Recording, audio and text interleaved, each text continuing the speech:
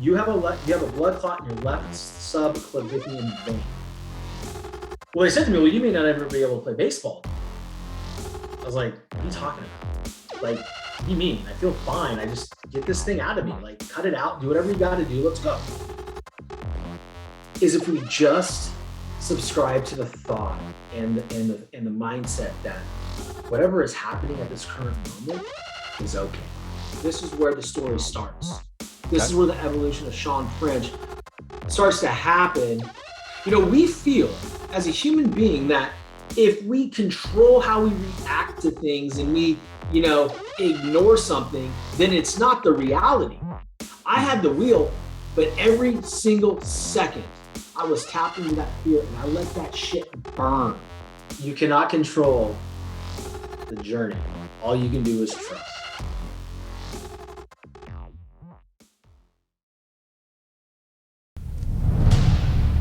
The power you seek lies within you, as we are each infinite beings living a human experience. The truth of who and what we are has been hidden from us until now. Awaken, my friends, to this new reality that we are in fact creating everything through the power and the gift of our wonderful imagination. Join me as I unlock the secrets of our past and reveal the truth that has been clouded in this veil we call life. What reality will you choose to create today? The choice is yours. Welcome, my friends, to My Reality Practice. Welcome, everybody, and thanks for joining us today on the Reality Practice podcast. Today's guest is Shawn French. Shawn was born and raised in the San Francisco Bay Area. While growing up, he fell in love with the game of baseball, and he took that love all the way to earning an opportunity to play on an athletic scholarship at LSU, one of the premier college baseball programs in the country. Even after all of his accomplishments to that point in his life, he could still hear his dad in his mind saying, if you don't make it in baseball, you're screwed. You don't have any other skills. Now, due to a blood clot, his life would suddenly take a drastic turn that would change the course of his life forever. Shawn's purpose now in the world is to help people overcome their insecurities and self-limiting beliefs as they create the life they desire. Thanks to his journey, he's now showing people how to make more money, become leaders in their social circles, and maximize their relationships with their loved ones. So without further delay, let's welcome my friend Shawn to the show. Welcome, my brother. How are you doing? What's up, man? Thank you so much, dude. That was a hell of an intro. Oh, man. Thank you. Thank you. I'm so excited to have you on the show. You're probably the most high vibe person I've had on interviewed yet. I'm just so excited to dive into your story. I want to know, I want you to share with the world, what is it that creates this fire within you? Because I never see you down, your Instagram posts, your videos, you are just going at 110%, just miles per hour flying. And I want some of what you've got to rub off on me and with the audience here. So let's just get right into it, man. How did you get here to this point in your life? Because, you've had some ups and downs, you've had some setbacks, especially in baseball when you were younger, and it literally changed the direction and the course of your entire life. And I think the story's incredible. So would you mind sharing that with the audience so we can kind of get a background of where you're at, where you came from, and how your awakening to this reality truly happened? Yeah, man, thanks. So what I'll do is I will rewind it back to 1990. Shit, what was it? 1999. I played in a showcase game. I spent all offseason getting in better shape, getting lean, getting ready to rock and roll, earn a scholarship to go play some big Division I baseball. And I played in a showcase after our fall season ended, and I lit it up, man. I mean, my batting practice was off the chain. I was going gap to gap, dropping balls out of the yard, throwing base runners out. I was a catcher. So I had all this exposure. I was a catcher too. Oh, shit, there you go, man. That's sick. Yeah, Man, you must be a smart fucking dude. well, there's a certain, not to distract from the story, but yeah, there's a certain mentality catchers have that, we got to run shit on the field and take control of everything. So I already understand the mindset you're working with at this point. There you go. So go on. So, throwing runners out, my pop time was about 186. Back then, a 186 was like today's 1.7. It was just kind of unheard of. You were an absolute, juggernaut behind the dish if you were a 1.8. And for me, it was mostly my arm. I had a gift. I had slow feet, but my arm was just absolutely electric. And after that showcase, I got an offer from the University of Louisville. And it was an 80% offer, was about to go all in and accept it. And then boom, one day I wake up and I don't feel good. I couldn't understand why. I had like a little bit of a fever. And every time I'd raise my left arm, I'd feel like a little pinch right here in my armpit. I'm like, dude, what the fuck is that? That's just strange. Anyway, so what am I taught? Ignore it, right? I go to school, go to practice. I'm catching bullpens. And then halfway through the second bullpen, the pitcher threw one arm side high and I had to go up here, right? I had to raise above my head. And dude, the pain was just like someone literally stabbed me or shot me in the armpit. And I couldn't figure it out. The next day I wake up sicker than a dog, like shivering, freezing, face completely red. I get red face anyway when I get excited. You can see it already. But just in general, it's like I woke up from a dead sleep and I'm like, man, I don't feel good. So I did what a responsible 20-year-old would do. And I ignored it, right? I went to practice again, went to school again, played in a fall ball game. And I remember after 2 weeks of this, Joey, 2 weeks of just powering through because, I was always told like, yo, if you're not dying, you're playing. Yeah. Okay. So I ignored all these warning signs. And what happened one day we were on the way up to Napa Valley, me and my buddy PJ Bunyard. He used to drive this periwinkle blue Dodge Neon, and he loved Celine Dion. So this bastard would always just bump Celine Dion on our road trips. I'm like, bro, and in this particular time, I was like on the floorboard, shivering, sick. I'm like, dude, please turn this shit off. I can't handle it. I don't know what's going on with me. Go there, play. And then finally, about 2 days later, my parents, we were all supposed to go to a wedding in Clear Lake, California. And I told them, I was like, listen, I need to stay back. I don't feel good. Like this, just, I can't do it. And my girlfriend at the time, Melissa, she's like, Shawn, we need to go to the hospital. By then, I had a lump underneath my arm, right? It was just, you could see it. We were trying to drain it. They do ultrasound, boom, blood clot, right? They finally diagnosed it. My parents rush home. My parents rush home, get to the hospital, and, they admit me into the hospital. This was November at this point, so Thanksgiving was coming up, and, Thanksgiving is typically my favorite holiday because people don't want shit from anybody. They don't want presents. They just want to be around each other. I'm grateful for you, eat some freaking food, and that's it, right? So, little unbeknownst to me, I was gonna be spending Thanksgiving in the freaking hospital. Okay, and they said to me, "You have a blood clot in your left subclavian vein." I'm like, "Cool. What's that mean? Let's go." Like season starts in 2 months. Like we need to figure this out. Like I need to get out of here. Well, they said to me, "Well, you may not ever be able to play baseball." I was like, "What are you talking about? Like, what do you mean? I feel fine. I just get this thing out of me. Like, cut it out. Do whatever you got to do. Let's go." They're like, "Well, we can't really cut it out. We got to put you on blood thinners for about 8 months." I'm like, "Do whatever you got to do. I don't care. Like, I'm going to play." Well, Shawn, if you're on blood thinners, if you get hit, right, it causes more trauma than normally, right? So if you get hit with a baseball and a bruise, that would be like, a racquetball size, would literally spread throughout your whole arm. And if you get cut and you bleed, it won't clot. You'll bleed and it'll be an emergency. I'm like, what? Like, so this is serious. They're like, we don't know until we run tests on you, is if your blood clot was caused by a trauma or a blood disorder. If it's a blood disorder, you're done. Wow. Immediately I start crying. Yeah. Like, how could this be, man? Like, how could this be? Like, I have so much promise. I'm supposed to sign with the University of Louisville.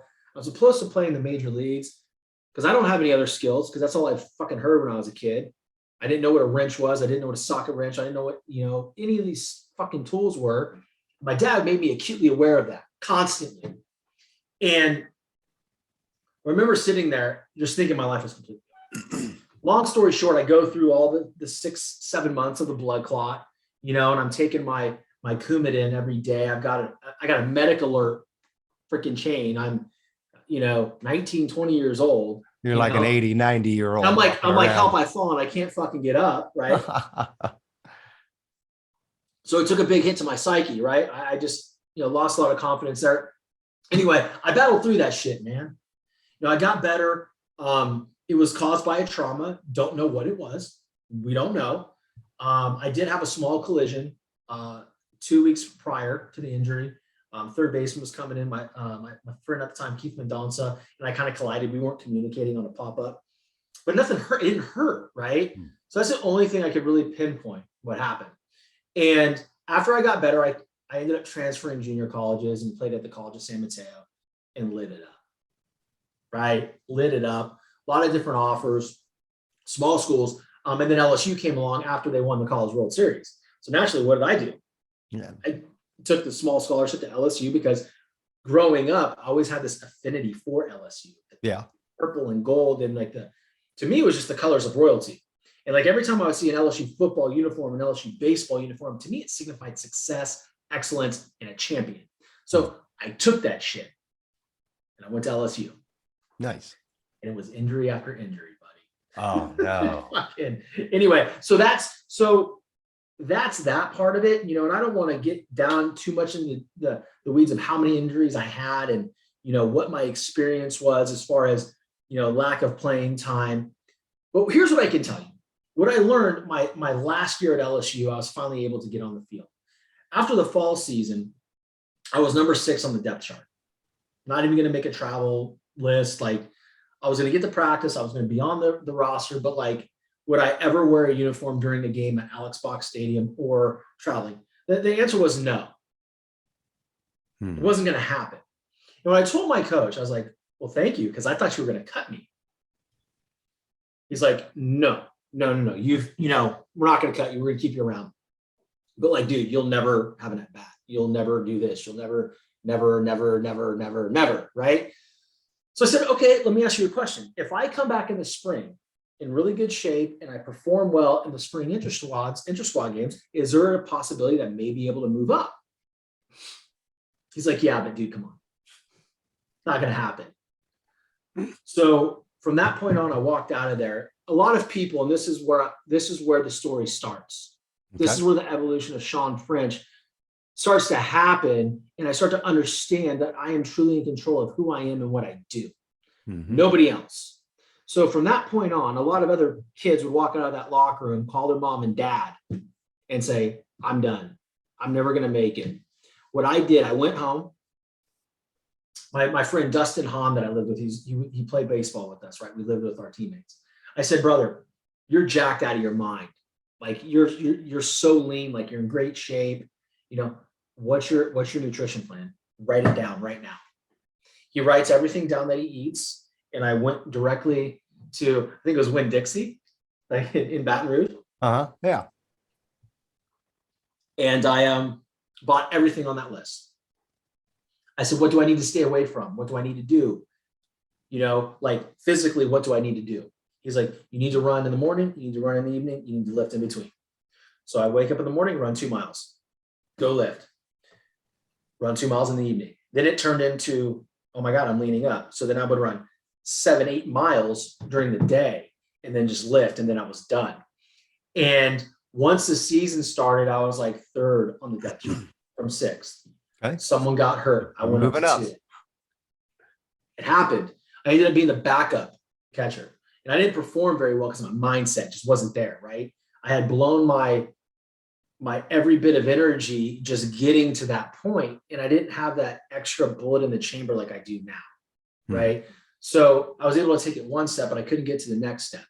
And, I ended up getting 18 at bats my senior year. I caught like 27 innings, got to go to a super regional, got to go to Omaha in College World Series. So for me, that was my first experience of knowing that I hold my own destiny and proving somebody wrong, as long as I saw it on the movie screen of my mind. It happened. So I love that. That is literally what this whole show's about. Is you summed it up, having that movie screen in your mind of what you truly envision your life to be. You set a goal. You're 6th on the depth chart. You said, I am playing. What is it going to take to get there? And you got all the information you needed. You took massive action and you went out and you made this happen. I think too many times people sit back and they think, oh, if I just meditate, if I just really focus on the vision, that it's going to happen. And that's only half of the puzzle here. You have to see the clear ending in sight. You have to know, feel, touch, smell, understand what it is you want, but it can't just go poof up here. You still have to take action towards it. And that's something I want to talk about a little bit later in the interview. Sure. Is, having that mindset and really celebrating your victories and the small incremental steps that it takes for anybody to achieve whatever goal they're wanting to get to, because it doesn't just happen overnight. So we'll dive into that a little bit as we get going. But there are a couple things I wanted to address real quick or ask you about. The first one, I love that idea. My wife and I just talked about it like 3 days ago when we were talking about our children and how one of them doesn't have the fire. Like, he's got every gift physically you can imagine, but he doesn't have that killer instinct that you said, if you're not dying, you're playing mentality. And I laughed because that was literally my mentality when I played. If I was not dying, you were going to have to scrape me off that field before I would surrender. And my youngest son has that mindset, but my oldest son's just like, I'm talented, I'm good, I enjoy doing what I'm doing, and oh well, we win, we lose. But the youngest one's like, no, I will not lose, And so I laugh about that. But I want to ask you about, the idea of you had this pain and kept getting worse and worse, and you were dealing with it for a couple weeks, and you didn't want to go find out what was wrong.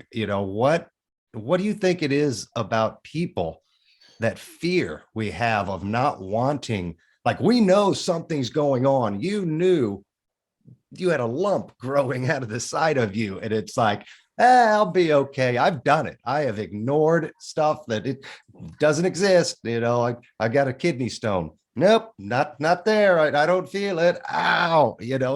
What is it that scares people so much about going to actually see what's wrong, getting help, because we know something's wrong. Intuitively, it's like something's wrong. But what do you think it is that keeps us from going, other than, it's fear, obviously, but what do you think's going on in people's minds? So it's funny, that specific scenario, I didn't think anything was wrong. I just thought I was fucking sick. I was so stupid. Let's think about it. I've got a golf ball coming out of my fucking armpit. I've got 102.5-degree fever. I can't function. Everything hurts, but bro, you're sick. It's just going to improve. Right? So that's what took over, right? That thing, hey, dude, you're good. Nothing happened to you. You're fine. You're young. You're healthy. Fuck it. You're gonna get through this. But I think overall, let's dive into it, right? Yeah. The launch pad of this specific question is why? Maybe because we're so afraid to give up control. We feel as a human being that if we control how we react to things and we, ignore something, then it's not the reality. And most of the time, that's not true, right? If we're sick and there's something going on inside of our body, we need to listen to it, right? It is, we cannot control that. We can control how we think about it. We can control how we operate moving forward. And the one thing that I wish I could have done back then is I wish I could have been a better, more gracious person through the whole thing, right? I was mad all the time. I was angry. I was pissed off, like did stupid self-destructive shit. Destroyed a relationship with my girlfriend, Melissa. God rest her soul. Ended up being one of my best friends. Passed away like 12, 13 years ago of pancreatic cancer. One of my best friends, right? But like, I treated her bad through this. I treated my family bad. Like, I had control over that, and I failed.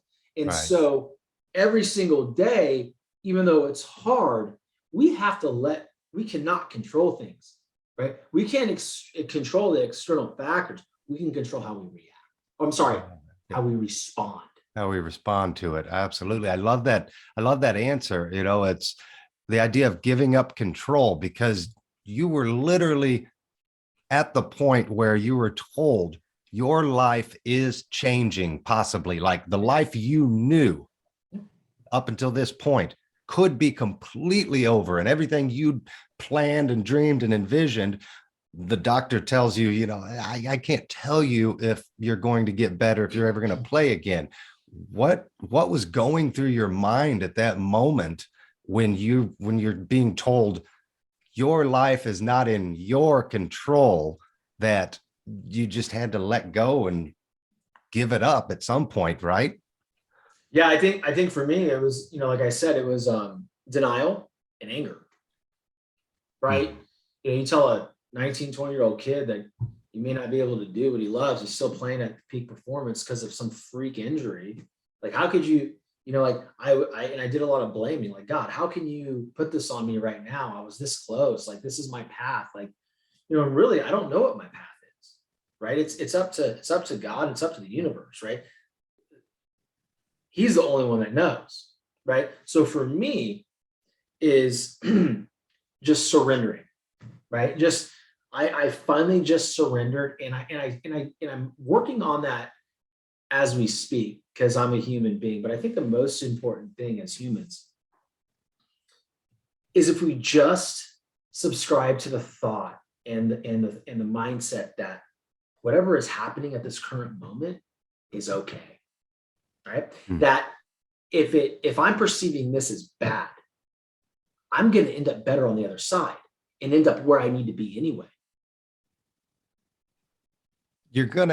I believe you're going to get where you're going to get. We just don't always understand and know where that's supposed to be. Our intuition, the signs, everything we're given.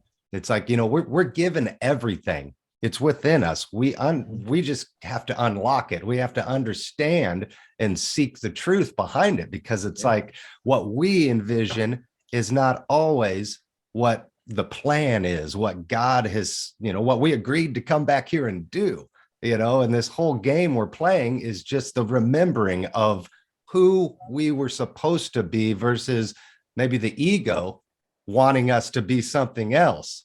For me, I relate to your story a lot. I blew out my knee senior year going in high school. And, prior to that, my intention, my goal was to walk on to K-State and play for Bill Snyder and be a defensive back for Bill Snyder, right? And I blow my knee out 2 weeks before the season starts. I rehab it. I have surgery. I come back way faster than I'm supposed to. So like within a month, I'm back on the field, had cartilage repaired, all of that. And first day back in practice, I get hit wrong. Boom. Blow it out even worse. I mean, I'm done. Sports is over for me at that point in time, so it sent me on a downward spiral for years, alcohol, drugs, addictions, you name it. I've done it, and I've fucked it up. Spent most of my life struggling to find who I was, because I didn't know, that, like you, the athletics defined me. And then when you took that away from me, I didn't know who I was. I lost that mentality. I lost that killer instinct and that drive, and it disappeared.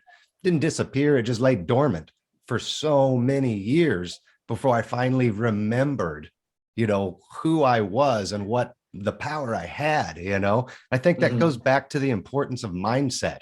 You learned at an early age in your early 20s, something that it took me another 15 years to even start to understand, in the smallest sense. But, how did the importance of mindset get you through that time in your life?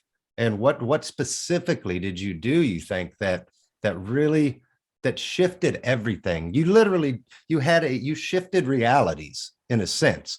You're in the hospital, you may never play again. And then the next thing you know, you change your entire body, you change everything, and you're playing for one of the top baseball teams in the college world. So Yeah. what kind of catalyst, how did that mindset just snap or click on for you at some point? There had to maybe be a little bit of fear driving you, just because what the fuck else were you gonna do? You've, like you said, your dad told you you got nothing else but baseball. So, how did fear maybe play in? I'll let you answer. So first of all, I want to back up. Having mindset figured out at that point is not really reality. It was the stubborn aspect. It was the cockiness. It was the arrogance, right? And I let fear, as you say, play into it. Like, dude, if you have no fucking choice. Your dad, the one person you look up to more than anybody in this fucking world, is telling you ain't shit if you can't throw a ball or swing a goddamn bat. So like for me, it was just like, okay, like I got to get this to work, right? So I let fear sit right next to me. He wasn't sitting shotgun. He was sitting on my freaking lap, right? I had the wheel, but every single second I was tapped into that fear and I let that shit burn, right? And I let it burn so deep that there was nothing going to tell me I wasn't going to succeed. Fast forward to now, 2022, and I'm 43 years old. Now I understand mindset. Now I understand who I am right now, right? If I can look at that dude in 10 years that I'm chasing, which is myself, and be him right now, as if I'm already that person, that's how you tap into mindset.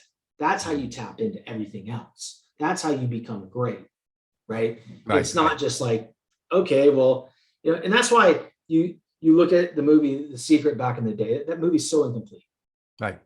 It's like you don't just think of success and it just shows up. What's up, Shawn? I'm here. No. You have to set full intention. Everything you do has to be intentional towards that goal, and that's what I figured out now. But like, does fear still hang out with me, dude? You're never going to get rid of fear. Right. And I think I just did a live yesterday with my friend Liliana, and that was the focus of our live, was the power of fear and how it actually works in the manifestation process, how fear is a bad thing when we let it control us, but fear also drives us. It pushes us. It gives us that little nudge sometimes that we need when we're doubting ourselves, when our mindset isn't where it needs to be. Therefore, fear is a valuable, trait that we all have.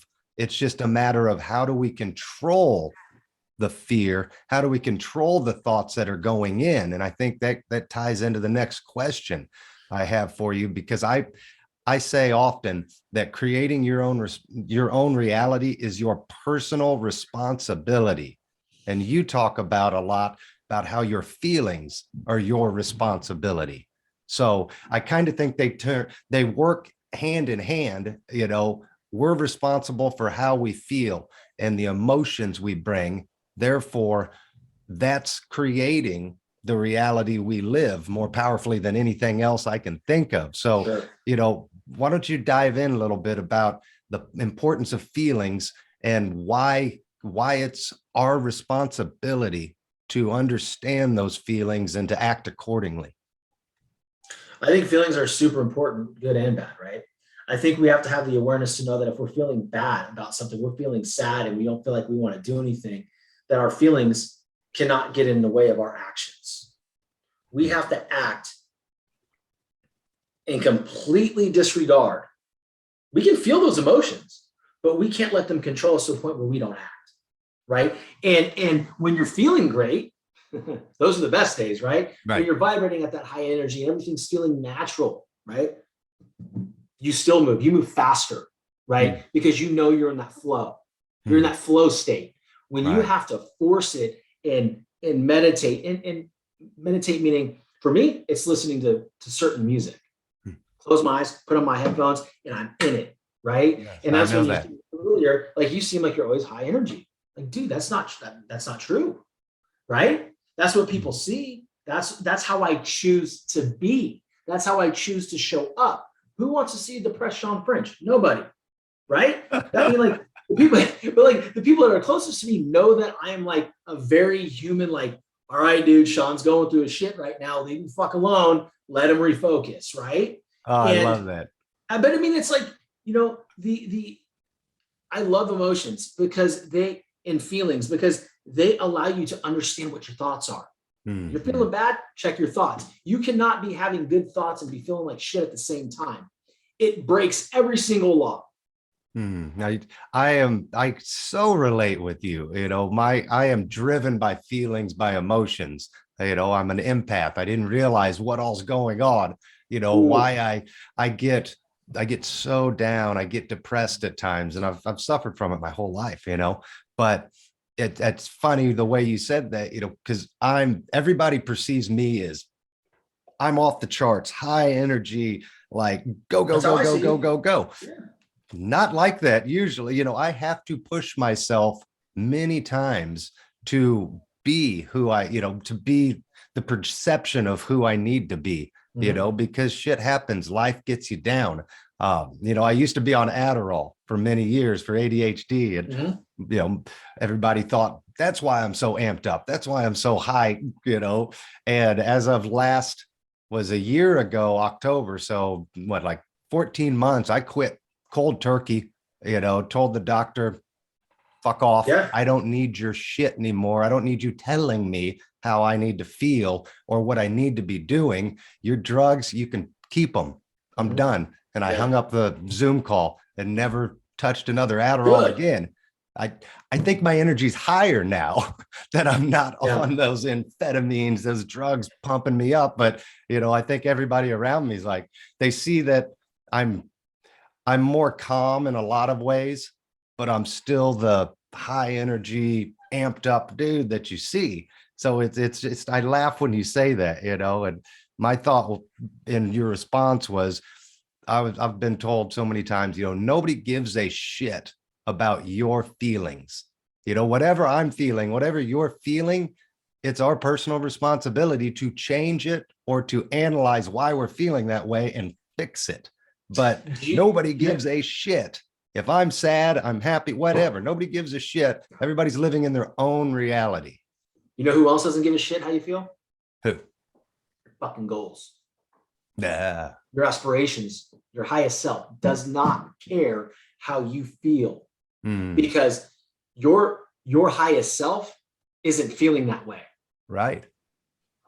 Period. Yeah, your highest self is living in a sixth dimensional reality of love, beauty, wisdom, everything. And it's just looking down on you saying, what the fuck? Come on, you know, get your shit together, Shawn, Joey. What are you crying about? If I could show you just a glimpse of what is possible, you wouldn't be feeling this way. But so many of us allow external bullshit and the programming of our past.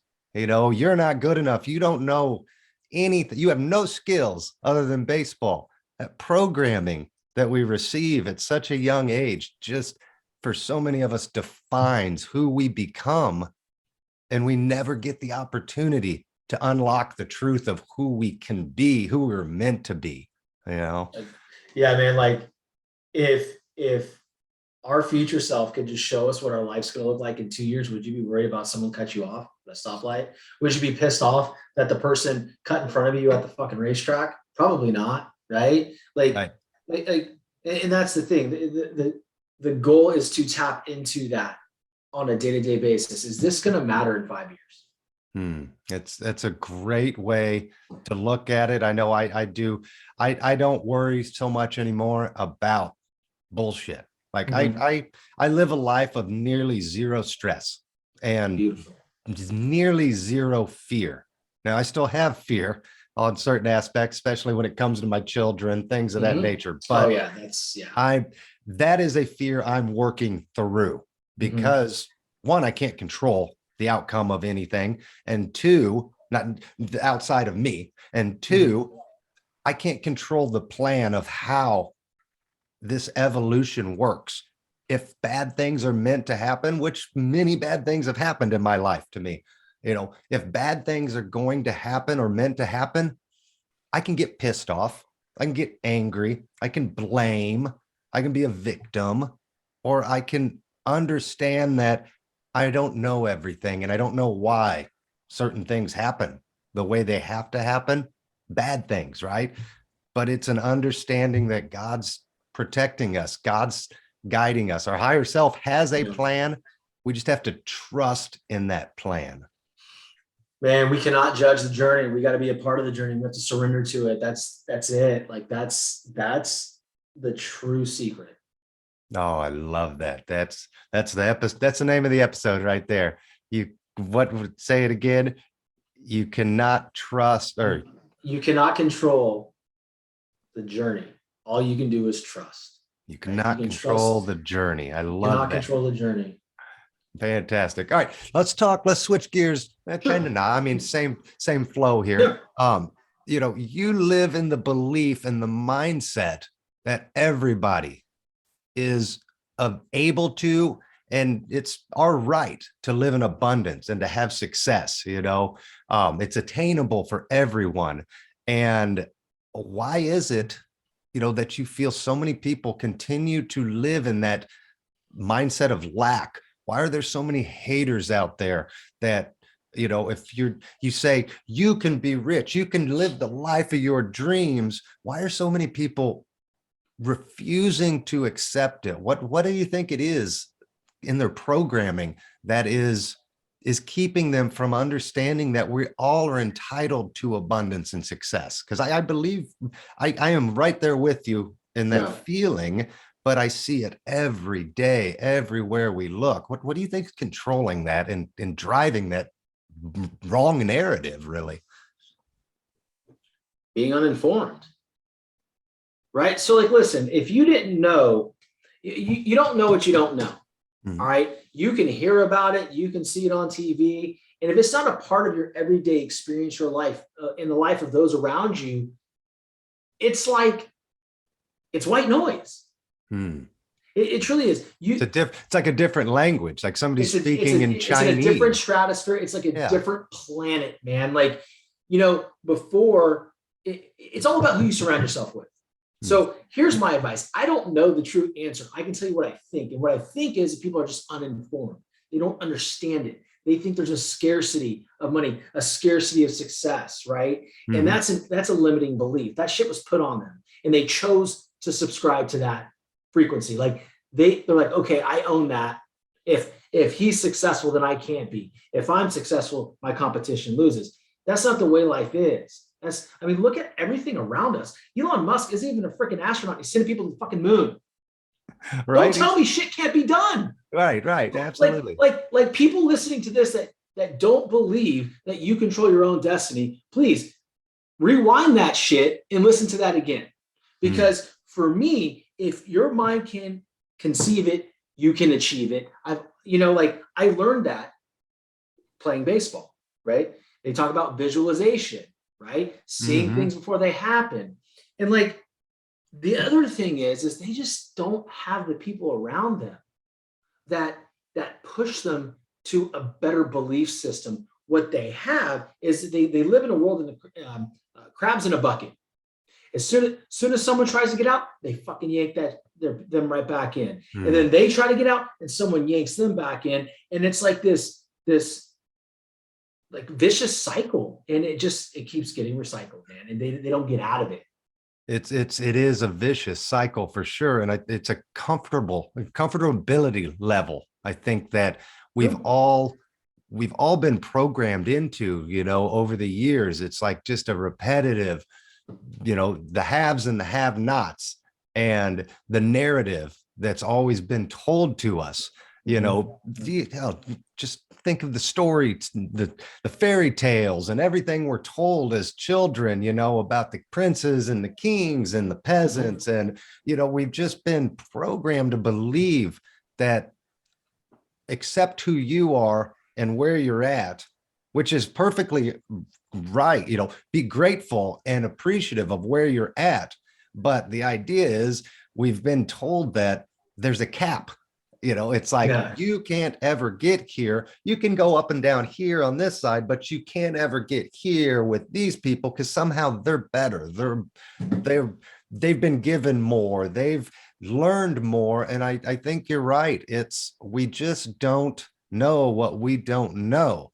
And people are too afraid of getting uncomfortable to really, it's easier to watch Netflix for 6 fucking hours a night than to listen to an audio book, than to actually do the work that it takes. But they've been conditioned to believe that the work won't get them there. We go through school all our lives growing up, and we're taught bullshit. We're taught, useless facts that serve us no good, no purpose in life. So therefore, when we get older, we think of, well, what am I going to learn from that book? I didn't learn anything useful in school. So why am I going to learn anything new from this program or that book or that person? And I think it's really the education. That's what you're doing. That's what I'm trying to do. There's a whole world of us awakening to what our purpose can be. And if we can just help one person at a time understand that there's so much more, that the potential is infinite if they just get out of their own way. The victim mentality. You talk about that. I think you said we're each in a continual war of you versus you. So you're fighting yourself each and every day. So why don't you share a little bit about that? I just feel like, every single day we have choices to either work towards our goals or to shut down and not work toward our goals, right?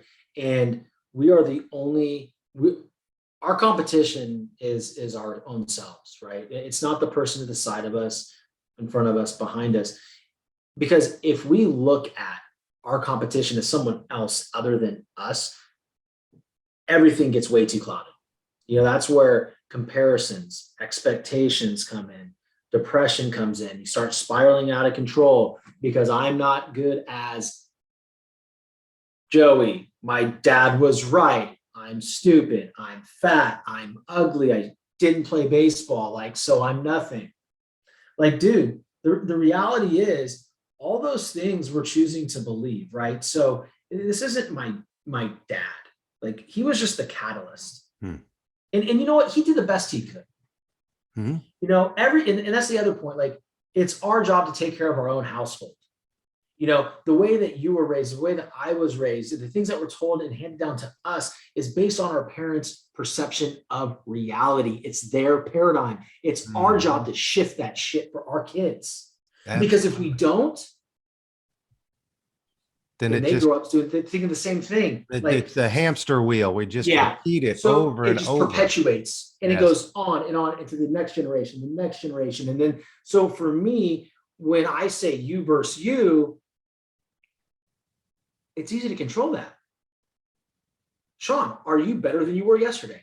Yes. Cool. Shawn, did you do everything that you could do today that you wrote down the night before that you said you were going to do? Yes, I did. Or no, I didn't. That's how you measure yourself. And that's why it's a battle. Right? I love that. Yeah. The war. It's, you talk about celebrating victories, even the little ones. And I've said over and over, time and time again, that, our goals, it's not getting to the goal and achieving it, reaching it. That's the important part. It's the journey of who you become along the way. I want $1 million. I earn $1 million. Yay, I'm a millionaire. Woo, that's awesome, right? But it's not the end result that I got the $1 million. It's who is a millionaire? What kind of mindset does a millionaire have and practice each day? So the battle isn't in becoming the millionaire. The battle is in appreciating the journey of who you become in the process of becoming a millionaire, because at that point your life will never be the same again. Right. When you embrace that mentality. And it can go for anything, any goal whatsoever, not just making money. It's easy to use on that, for that analogy there. But I agree, celebrating the victories. Too many of us beat ourselves up because things don't happen on our time or the way we perceive them as supposed to happen. So therefore, instead of celebrating that you became just an inch better, or you got an inch closer to your goal that day, instead of celebrating it for what it is, we beat ourselves up. We go back into our cave. We get depressed. I'm worthless. I suck. What was I even thinking? I can't do this. Right, and that monkey mind starts to just chip away over and over again. I like that. And it's hard. It is hard to get out of that mentality, but there is only you and there is only me. Each person's version of reality is their own version, and they're right in their own sense. You said your father, he did his best. He tried, he did what he knew. For him, that was correct. And he did the best he could do. And in his reality, he raised you right. You can see behind the curtain. You could see the things that maybe you could have done differently, or the things you choose to now do differently with your children. So I think that's a big part of our evolution, is it's understanding and appreciating. I go to my own personal journey through compassion and forgiveness and love. I healed and rewrote my DNA. So I look at like your father or my parents or people around us, and I truly love them, and I'm compassionate for who they are and the choices they've made. I forgive them, because really it's about forgiving myself. I'm creating them. I'm projecting out into the world who they are and what they're doing. So why should I blame them? I'm the one creating it from my own subconscious mind. It's my movie and they're the actors in it. So it's like when we really go deep and forgive ourselves and have compassion and realize this is all just my own version of this movie, I can choose to write it differently. Why am I fucking beating myself up here over something that is supposed to happen for me to grow, for me to evolve? Yeah, I think that's huge, man. And that brings to the point, like, nothing is happening to us, it's happening for us, no matter what it is. And you have to believe that you are going to come out on the better side, and you're going to on the other side, and you're going to be in a better situation.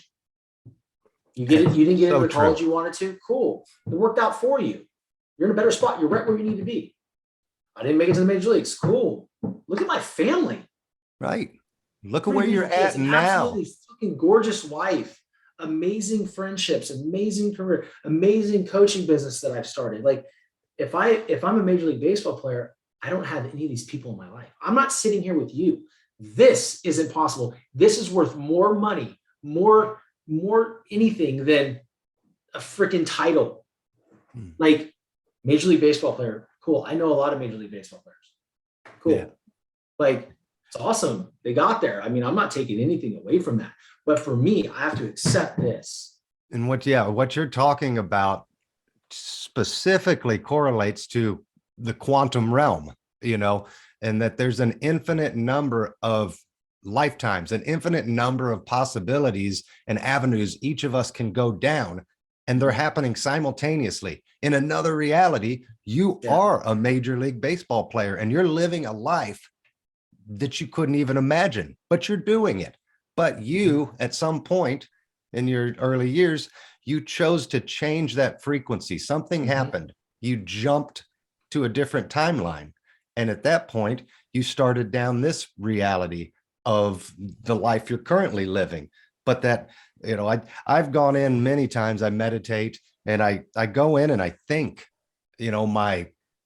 my other selves for the lives they're living right now and the things they're doing that I'm not doing right now, and I appreciate the experiences they're having because somewhere in my subconscious mind, my higher self is experiencing those moments. Yeah. I was a football player at K-State, for Bill Snyder in a different reality.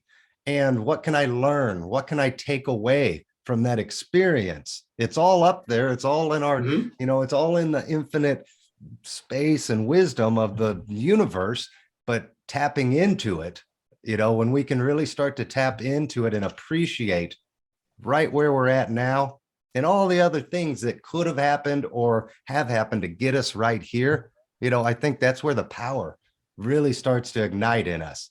And we can start to switch and jump into any reality we want to if we just can understand how that works. I know we don't yet. Science is proving faster and faster how to do it, but it's people like us that are sharing this with the world to make it a reality. Let's talk about breaking through barriers. I think you work with people a lot on breaking through their own personal barriers and what's holding them back. What do you think the key is to really helping somebody overcome these obstacles that they feel like they're insurmountable in their lives? What would you recommend, or what would you do with your clients to help them break through that ice? Yeah, and the first thing that we have to do is we have to understand that they're feeling a certain way because of something, right? And it has so much power over them. So we have to have some empathy of where they're at. It's not simply turning off the light switch and dude, you're fine. Girl, go ahead, right? Go live the life that you want to create. It's not that. We have to understand that there's some severe trauma there. And we have to help them peel back the layers to understand where it's coming from and actually get them to realize they're actually acting in a certain way to protect that, right? Because without that, like, what do you got? Like, you have somebody that continues to break their word to themselves. Like, that is like the number one agreement. Be impeccable with your word, right? Like, hey, you keep saying you were going to do something. You keep saying you're going to wake up at 6, but your alarm clock goes off at 6 and you're not getting up. So right away from Jump Street, you're out of integrity of your word. Where's that coming from? And so, that's a great question. Where is that coming from in people that they break? The very first thing they can do is get up out of bed when they say they're going to do it. And it's like, what is making us choose to not do that? Yeah, and that could be a multitude of things. Like maybe their mom or dad, never followed through with anything, or maybe because they just really believe that they ain't shit, and they know that if they get up and do this consistently 30, 60, 90 days, that progress is going to compound over and over and over again, and they're going to be an overnight success, and then it won't fulfill the self-fulfilling prophecy that they ain't shit. So they stay in bed. So we have to get people to understand that's going down. Like, that's what's up. Like, hey, holy shit, Shawn, that's why I'm doing this? I don't believe that I can really do this? From that point on, everything changes with my clients, right? Because then they understand, like, okay, Shawn, I need you to call me out as soon as you see this happening. And I'll say, Joey, I've been doing it for 3 months. Yeah, but now I get it. Okay, cool. So what happens next week? They fall into it again and you bring it up. Hey, listen, here's the deal. You said you were going to go work out at 4:30 a.m. You didn't get up till 7. What happened? Well, I was tired from the night. No. What story are you believing about yourself? Are you not getting up because you feel that you're not good enough to achieve what you want to get? And I think that's very important, right? Because it's not about lifting weights. It's not about the workout, man. It's about the determination, right? It's about the mental fortitude. It's about the decision to get up and act even when you don't want to, because that will spill over into other areas of your life. Everything is connected. There's no, well, I can act great in my family life and then, like really good in my career, but my physical fitness, my mental fitness, those can suffer because those are separate. They're not separate. They're all connected. I love that answer. My first mentor used to tell us, tell me the key life habit in life is developing key life habits. And people forget, or they underestimate, what they can do in 30 days, 60 days, 90 days, an entire year. You can literally transform your entire life in 365 days if you commit each day, 365 days, to doing something different. And at that point, if you commit to it long enough, that habit builds, and that goes right back to reaching your goals. Is you become the habit you are building. And it doesn't just happen in a week, 30 days. It is a continual effort. I think that the remembering of why you're doing this, building that fire inside you, that purpose driven, why am I doing this? I don't think enough of us have that. I think enough of us are just walking around with our head in the sand, just waiting for the next event to happen to us, instead of having that fire and really seeing the purpose that they can serve and being excited about it, jumping up out of bed and ready to conquer the day versus just another kick in the ass. Yeah, man. Every day we have the opportunity to write our own story, right? And it's a phenomenal opportunity every single day. And I'm forever grateful for it. I mean, it's pretty simple. It's the most simplistic thing, but it's, for a lot of people, it's the hardest, action to take. And what my advice is, hire a coach. Everybody has a coach. I have two coaches. I have a physical transformation coach. Craig's my coach for my personal development. I'm a member of his community. Like, that's how we met. Like, I have people around me that push me every single day. Right. Like, make me a better man, make me a better person. And also too, my wife makes me a better man. I mean, let's first and foremost, I got to shout her out, because without her, like, dude, I'm a mess. I'm right there. I'm the same way. My wife pushes me to be better because she sees when I'm slacking, or she sees when I'm doubting. I have self-doubt about this aspect or that aspect. And, it's her in my corner, not always telling me what I want to hear, telling me what I need to hear, which pisses me off, because I know in my own mind, she's right. And I need to stack it up, and I need to do what I committed to. And I think it's a hard concept for us to, as humans. That ego is so powerful, and it just tries to protect us, but it's doing the exact opposite. It is fucking keeping us stuck and driving us further into the ground, instead of allowing us to fly and to soar and to become what we can become. That's amazing, man. I tell you what, dude, it couldn't be more true.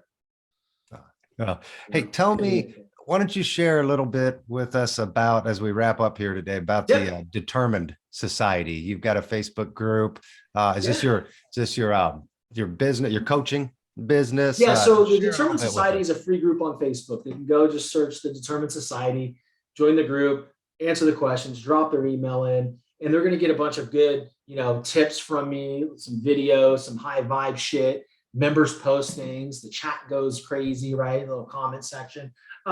Really, so that was built on a premise of, okay, what's my brand? My brand, everybody says I'm determined, right? So from that standpoint came the Determined Society, and the Facebook group, the podcast, and then now the coaching programs, the business side of it, to where, I'm helping individuals that went through the same thing like I did, smashing their limiting beliefs, making more money, like becoming leaders in their social circles and having better relationships with their loved ones. Like, to me, that's what held me back all those years. So now I'm helping people do the same thing. And again, the Determined Society is a free group. Like, that's there to, anybody can join that as long as they answer the questions. I approve you. And, from that point on, people see what I'm doing, right? And then they want to be involved on a one-on-one basis. So I'll take, about 6 clients a quarter, right? On one-on-one. I created my own membership program, the Inner Circle membership. So where we'll do the Zoom calls 3 out of the 4 weeks, have guest speakers, everybody networks with each other. And in an effort to blow each other up, right? And to work with each other, hire each other, become each other's clients. Like that's what it's about, right? The Determined Society isn't for that on Facebook. If they want that, then they got to go to the inner circle membership, because I have to keep the integrity of the inner circle, right? Right. Yes. Yeah. You don't want to just let anybody in there. So I completely understand. Yeah. That's a highly focused group of individuals that are helping each other become the better versions of themselves. So I really But like hey, there's that. no cap. Come on in. Yeah, Hey, that's let's fantastic. go. So where can people find you, Shawn? Where's your website, Yeah. Facebook, Instagram, YouTube? What do you got going here? I know. So I do have a YouTube, The Determined Society, Facebook group, The Determined Society, website, thedeterminedsociety.com. I have a podcast called The Determined Society, right? It's on Hey, good. iTunes. It's all about branding, right? It's all about branding, right? And then, my programs are on my website, and then my personal Instagram is at Shawn MF32, and then I also have an Instagram. But if they go for my podcast, but if they go to my bio, and then I have a link tree, they can find me anywhere. They just click on it and they can go. Perfect. And I'll have all the contact information for Shawn in the show description box below. So if you guys are interested in what he does, I mean, he's truly transforming people's lives and helping them overcome their limiting beliefs and reprogramming the bullshit we've all had and we've all been filled with. So I applaud you for what you're doing. You're making a difference, one soul at a time. So, thank you so much for all that you do. It's time for our one last question that I ask every guest. And since this show is about creating your ideal reality, if at the snap of a fingers, you could create the reality, anything you can imagine right now, what would you create and why? I would create over 1.5 million subscribers to the podcast, because it's the #1 podcast in the United States of America, all over the world. I would have 500 people in Inner Circle membership. I would always have a wait list for my one-on-one clients, because there's so much value, and my clients are achieving the life and the love that they want in their life. I would live in a world where everybody wakes up and super determined to achieve their goals. And if they weren't determined, they reach out to me, because they know I'm the vehicle to help them unlock their true potential. Because that's my purpose, and that's the why. I freaking love that. I'm fucking here, man. I get so many people answering that question. There's no right or wrong way to answer it, right? Yeah. But I get so many people that want to make the world a better place, want to do this, want to do that, and change everything. And I love, you literally came from Neville Goddard's own point of view. If you're familiar with Neville and his work, oh God, I got to introduce you to him. Please. Changes everything. But, you literally answered that question in the way of living the end. You answered that question in terms of what will happen, because it's already happened in your reality. You'll have 1 million people listening to the podcast. You'll have this, you'll have that. And I love that, because that's such a important factor in creating our reality, is we have to believe that we truly already are there. Whether we're there or not is insignificant, but the belief and the faith that we will be there and that we are there is really what it all comes down to. So I love that answer, man. Thank you so much. Any final words before we finish up that you want to leave the audience with? Man, just an old saying. So there's 2 things. If you think you can or you can't, you're probably fucking right. All right. And the other thing is, don't be afraid to reach out to me. Don't be afraid to reach out to Joey. Don't be afraid to reach out to people like us because you're afraid we're not going to respond, or because you think we have it all figured out. We don't. We rely on people just like you should to help us move forward in our lives, and we rely on each other. So hop in the DMs. Let's have a conversation. Let's get to know each other. Don't wait, because the biggest thing is, like our boy Craig says, our biggest mistake is we think we have time and we don't. Well said and perfectly said. So thank you so much, Shawn, for coming on the show today. Thank you, man. No problem. I've really enjoyed it. We could literally keep talking for hours. You can. So I want to give a huge thanks and shout out to everybody watching this episode. If you like this interview, please make sure to hit the thumbs up button and share it with your friends, your family, your community, if it's something resonated with you. And if you want to see more videos like this, make sure you hit the subscribe button below and be notified of all the upcoming interviews, the videos I work on, the meditations.